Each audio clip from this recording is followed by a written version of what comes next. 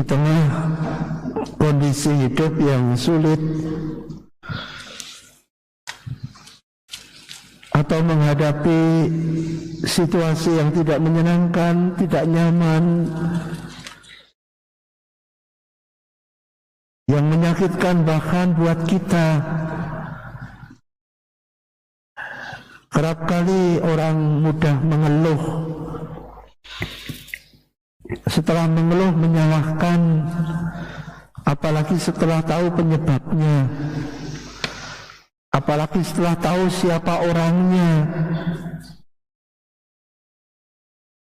Begitu mudah menghakimi. Keluhan itu bahkan tidak pernah henti, semakin di-share kemana-mana.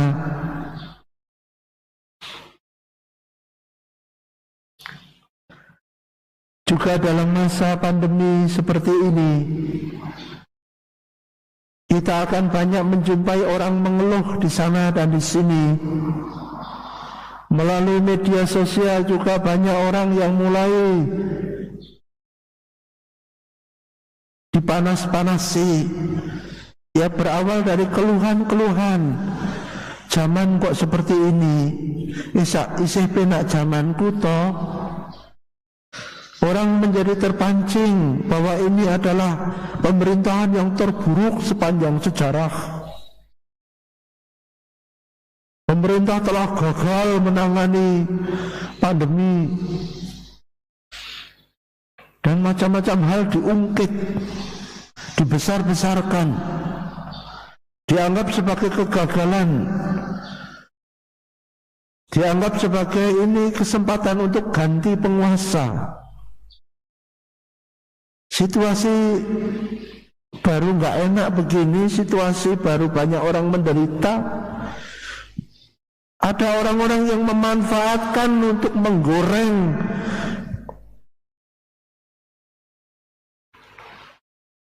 di tengah situasi masyarakat agar kemeripik, agar banyak orang itu beralih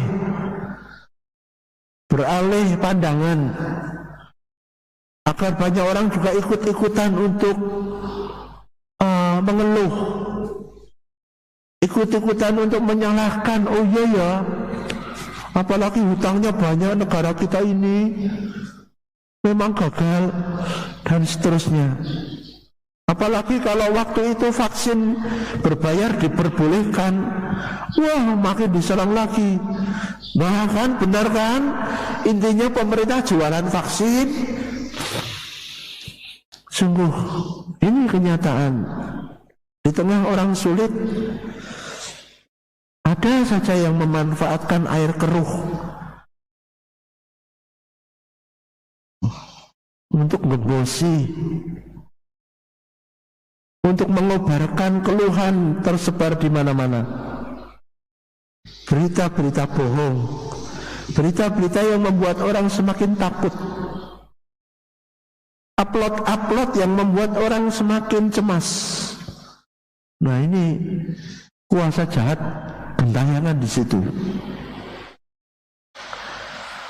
Ternyata dalam bacaan yang pertama, kuasa jahat juga sudah gentayangan di sana dengan menghembuskan orang-orang agar mengeluh. Wah, di sini kita situasinya sulit. Beda waktu zaman perbudakan dulu, kita bisa makan daging, masih ada sisa-sisa dalam kuali. Tapi di sini sulit untuk mencari makan. Kita ini sebetulnya mau dibunuh dan seterusnya. Itulah gambaran intinya. Dalam situasi sulit, orang arahnya memandang negatif. Dalam situasi yang tidak menyenangkan, orang inginnya menyalahkan orang. Mari kita berhati-hati, sebab itulah peluang iblis untuk menggoyahkan iman kita, untuk meremukkan bangsa ini dari kesatuan dan persatuan NKRI. Hati-hati, kritis dengan hembusan-hembusan yang ingin menggoyahkan dasar negara kita.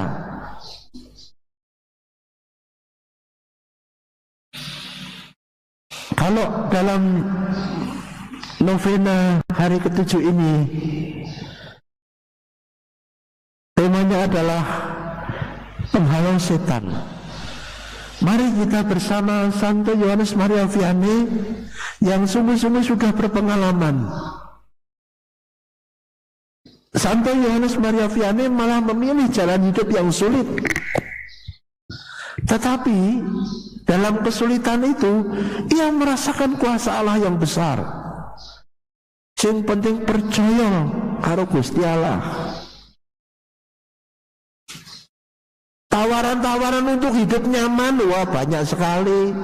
Tapi ia memilih askese, mati raga. Inilah jalan kekudusan.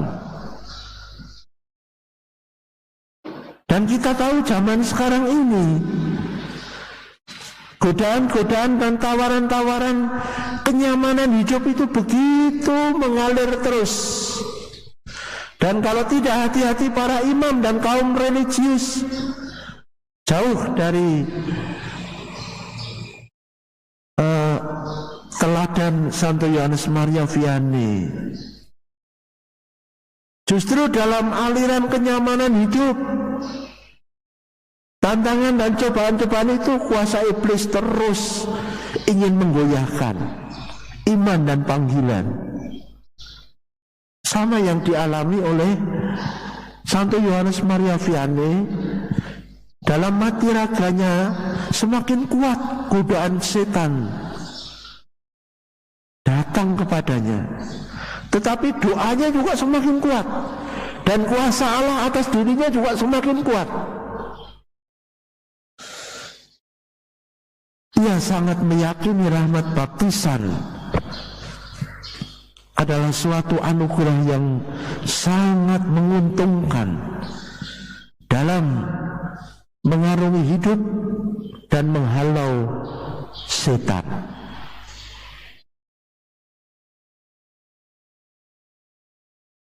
Maka inilah teladan Santo Pelindung paroki kita.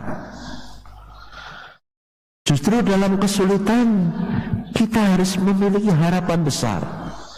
Justru kita merasakan tangan Tuhan memegang. Jangan lalu kita malah tergoyahkan oleh keinginan-keinginan sesaat untuk mencari kenyamanan, untuk berada di zona aman, untuk hanya mengejar kenikmatan, keuntungan. Bukan semangat Yohanes Maria Vianney. Di desa Ars ia tetap melayani dengan sungguh-sungguh. Kalaupun ada kesulitan kan jelas, bukan di kota besar loh, di desa terpencil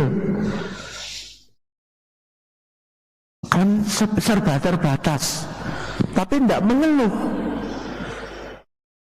Justru kesuciannya makin tampak, justru moto hidup beriman makin tampak. Ini teladan untuk kita. Di tengah kesulitan, ya jangan ngomel.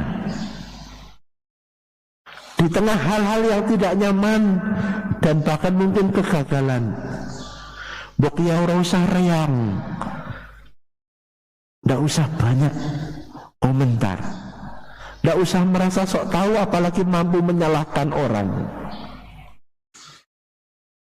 Di tengah kesulitan mestinya dekat dengan Tuhan Sang Penolong, roti hidup yang menguatkan dan menghidupkan.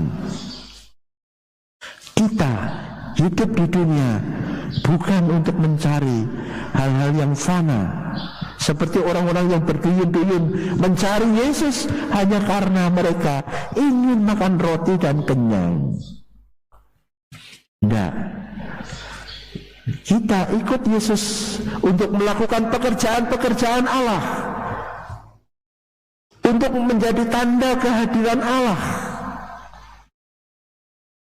Dan kalau kita menjumpai situasi sulit, justru Allah itu dekat dengan kita.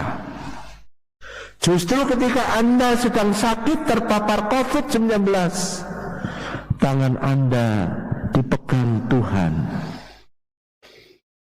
Malaikat-malaikat Tuhan tidak pernah absen mengunjungi, visitasi, menghibur Anda sekalian. Situasi sulit kerap kali justru mendewasakan kok. Situasi yang tidak nyaman membuat kita berjuang dan berkembang. Saya ingat bahwa dalam kehidupan masa kecil saya, banyak hal sudah jelas bisa dikeluhkan. Waktu itu belum ada listrik, belajar harus dengan sentir. Itu pun nanti kalau pagi bangun-bangun itu sudah langes, itu di sini-sini banyak. Kadang-kadang kalau terlambat mau ke sekolah lalu buru-buru lalu hanya cuci muka, itu sampai di kelas juga masih ada hitam-hitamnya di sini. Jadi, wah, situasi sulit. Tidak ada listrik, lalu belajarnya ya sambil mendekatkan buku kepada sentir itu. Jadi betul-betul, wah. Nah sekarang yang gebiar-gebiar listriknya, wah penerangannya bagus, malah belum tentu tekun belajar anak-anak ini, ya repot ini. Belum pagi-pagi itu, karena ibu saya itu pembuat tempe ya, pagi-pagi sebelum sekolah itu sudah harus keliling ke warung-warung itu, bawa kantong gandum itu disetorkan ke warung-warung itu, padahal masih kecil. Jadi aduh, situasi kok ya seperti itu. Saya kadang-kadang sekarang, wah kok ya merkosa temen zaman kemudian. Nanti pulang sekolah ngarit itu mencari rumput untuk kambing. Wah, dan ya oke. Tetapi saya merenungkan, dalam situasi yang sulit seperti itu saya bertumbuh dan didewasakan. Saya menjadi orang yang ngerti gawean. Nah, mungkin anak-anak sekarang, orang tua sampai jeleh ngandani anak-anak itu orang ngerti gawean. Oh ya, dolanan handphone wae, mbok nyapu latar atau membersihkan atau ngepel apalagi, atau membersihkan kamar mandimu sendiri. Wah, enggak. Tapi saya merasa waktu itu ya menjadi pribadi yang memang betul-betul karakternya itu dibangun melalui kesulitan hidup. Nah, dari situ saya sungguh bersyukur. Dari situ saya ingin mengajak. Saya bukan merasa aku lebih baik, enggak. Tapi saya ingin mengajak pada Bapak, Ibu, Saudara-saudara semua juga yang mengikuti Ekaristi online ini, bahwa kesulitan hidup kita itu sungguh-sungguh menjadi suatu sarana untuk pengembangan karakter, menjadi suatu pembinaan iman juga. Jadi harus disyukuri. Kalau mengalami kesulitan, tantangan, ini peluang untuk hidup lebih bermutu, lebih berkualitas, grade-nya meningkat.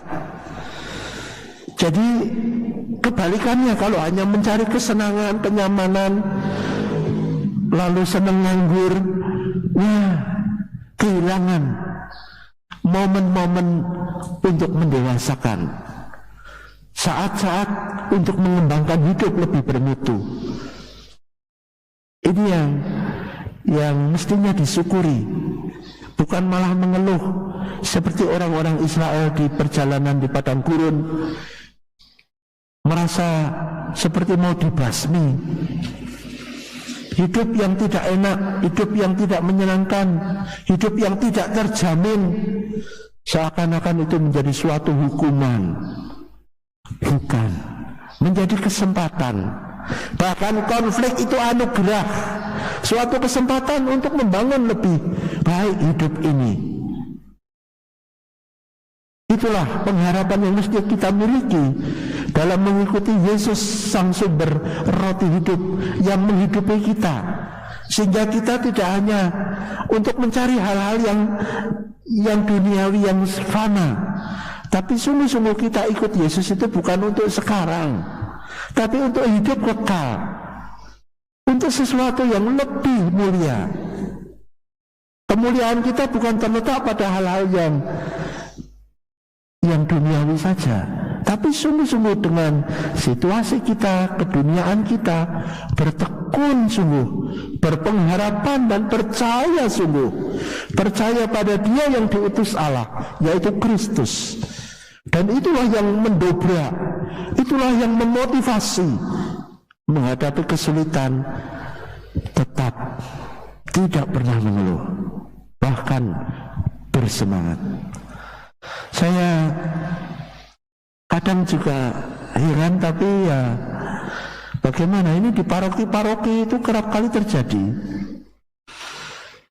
Ketika situasi masyarakat sulit, ya bagus memang ada gerakan-gerakan untuk peduli, untuk memberi bantuan, sehingga para donatur itu kalau yang menyalurkan bantuan itu gereja itu percaya, wah itu akan bejibun, akan mudah sekali mendapatkan, entah itu lewat transfer atau melalui sembako, oh itu mudah ya.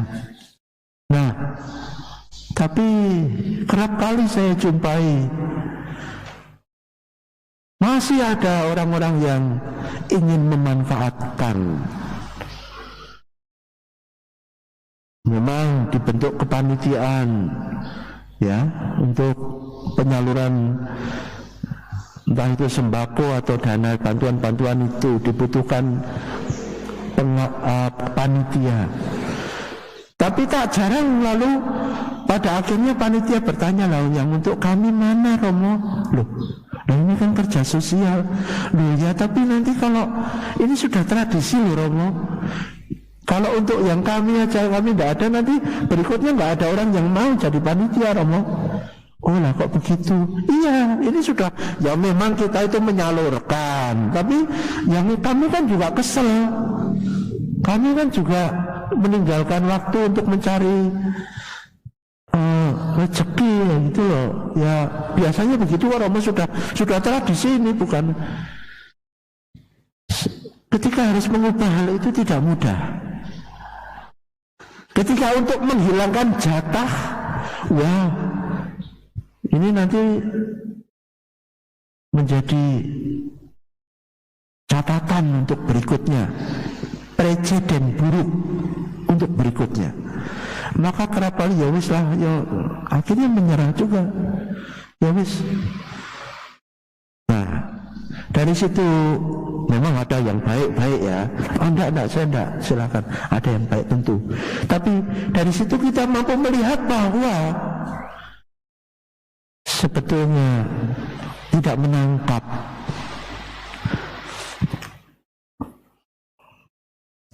bahkan memanfaatkan, mencari keuntungan.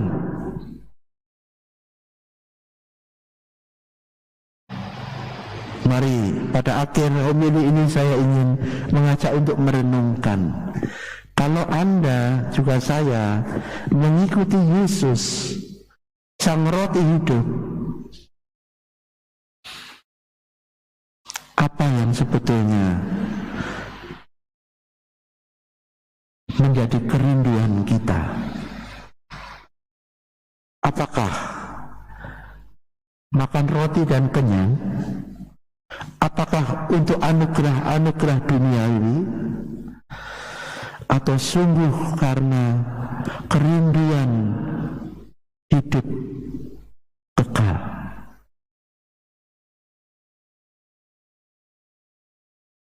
Terpujilah Tuhan kini dan sepanjang segala masa. Amin. Mari kita doakan doa novena pada hari yang ke-7, halaman 10. Imam Kudus dari Ars, serangan iblis yang begitu keji, yang membuatmu harus menderita, dan aneka cobaan yang membuatmu lelah dan berkecil hati, tidak akan membuatmu lari dari tugas luhur menobatkan jiwa-jiwa.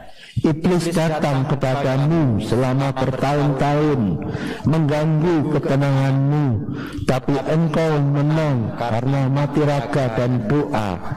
Ya pelindung yang sangat kuat, engkau tahu betapa berat godaan yang hendak menggerogoti rahmat pembaptisan kami dan kepercayaan jiwa kami. Dia mengarahkan kami untuk berbuat dengan mengabaikan sakramen Maha Kudus dan kehidupan yang penuh kebajikan. Bagaimanapun, oh Santo yang baik dari Ars, hapuskanlah dariku jejak-jejak musuh. Imam Kudus dari Ars, kami percaya dan berharap penuh akan perantaraan doamu. Kami mendoakan novena ini khususnya untuk bertumbuh kembang dan keselamatan seluruh umat gereja paroki Kebumen. Bapa kami yang ada di surga, dimuliakanlah namamu, datanglah kerajaanmu, jadilah kehendakmu di atas bumi seperti di dalam surga. Berilah kami rezeki pada hari ini, dan ampunilah kesalahan kami, seperti kami pun mengampuni yang bersalah kepada kami. Dan janganlah masukkan kami ke dalam pencobaan, tetapi bebaskanlah kami dari yang jahat. Salam Maria, penuh rahmat, Tuhan sertamu, terpujilah engkau di antara wanita, dan terpujilah buah tubuhmu Yesus. Santa Maria, Bunda Allah, doakanlah kami yang berdosa ini sekarang dan waktu kami mati. Amin. Kemuliaan kepada Bapa dan Putra dan Roh Kudus, seperti pada permulaan, sekarang, selalu, dan sepanjang segala masa. Marilah kita berdoa. Allah yang Maha Besar dan penuh belas kasih, Engkaulah yang telah membuat Yohanes Maria Vianney begitu mengagumkan dalam semangat karya pastoralnya, dan begitu dalam cintanya yang tetap kepada pertobatan. Kami mohon kepadamu, karuniakanlah rahmat-Mu kepada kami, demi teladan hidup dan campur tangan Yesus Putra-Mu, untuk memenangkan bagi Kristus jiwa-jiwa saudara kami seiman, dan untuk meraih kemuliaan yang kekal bersama mereka. Santo Yohanes Maria Vianney, pekerja yang tiada duanya di lahan pelayanan yang dipercayakan kepadamu, perolehkanlah untuk gereja ini perwujudan dari kerinduan Yesus. Dia yang bersabda, Tuhan berlimpah tapi bekerja sedikit. Mohonkanlah kepada Sang Punya Tuhan untuk mengirimkan pekerja-pekerja bagi kebun anggurnya. Santo Yohanes Maria Vianney yang kudus, doakanlah para imam dan calon imam. Semoga keteladanan dan doamu melipat gandakan panggilan-panggilan sejati kepada hidup imamat. Semoga Roh Kudus mengaruniakan penerus-penerus teladanmu. Kiranya Roh Kudus selalu pula mengaruniakan orang-orang kudus kepada kami, untuk menjadi pendoa dan penolong kami, dengan pengantaran Kristus Tuhan kami. Amin.